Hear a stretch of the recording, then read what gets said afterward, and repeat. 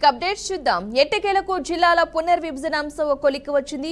AP cabinet సమావేశంలో జిల్లాల పునర్విభజన ప్రతిపాదనలకు ఆమోదం లభించింది. సీఎం చంద్రబాబు నాయుడు అధ్యక్షతన జరిగిన సమావేశంలో ప్రతిపాదనలకు మంత్రివర్గం ఆమోదం తెలిపింది. అందులో భాగంగా అన్నమయ్య జిల్లాలోని నియోజకవర్గాల మార్పునకు సూత్రప్రాయంగా అంగీకారం తెలియజేసింది. అన్నమయ్య జిల్లా కేంద్రాన్ని మారుస్తూ నిర్ణయం తీసుకున్నారు.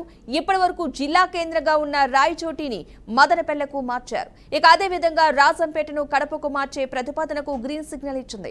రైల్వే కోడూరును తిరుపతి జిల్లాకు, గూడూరును తిరుపతి జిల్లా నుంచి నెల్లూరు జిల్లాకు మార్చేందుకు కేబినెట్ ఆమోదం తెలియజేసింది.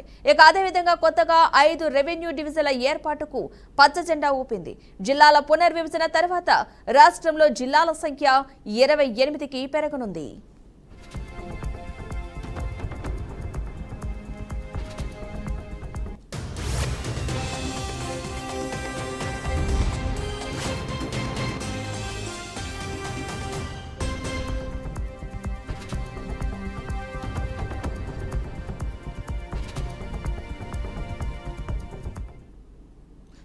ఎట్టకేలకు జిల్లాల పునర్విభజన అంశం ఒక కొలిక్కి వచ్చింది. ఏపీ కేబినెట్ సమావేశంలో జిల్లాల పునర్విభజన ప్రతిపాదనలకు ఆమోదం లభించింది.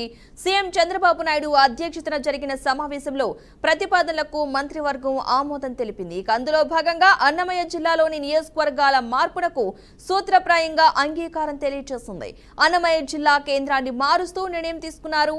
ఇప్పటి వరకు జిల్లా కేంద్రంగా ఉన్న రాయచోటిని మదనపల్లెకు మార్చారు. అదేవిధంగా రాజంపేటను కడపకు మార్చే ప్రతిపాదనకు గ్రీన్ సిగ్నల్ ఇచ్చింది. రైల్వే కోడూరును తిరుపతి జిల్లాకు, గూడూరును తిరుపతి జిల్లా నుంచి నెల్లూరు జిల్లాకు మార్చేందుకు కేబినెట్ ఆమోదం తెలియజేసింది. ఇక అదేవిధంగా కొత్తగా 5 రెవెన్యూ డివిజన్ల ఏర్పాటుకు పచ్చ జెండా ఊపింది.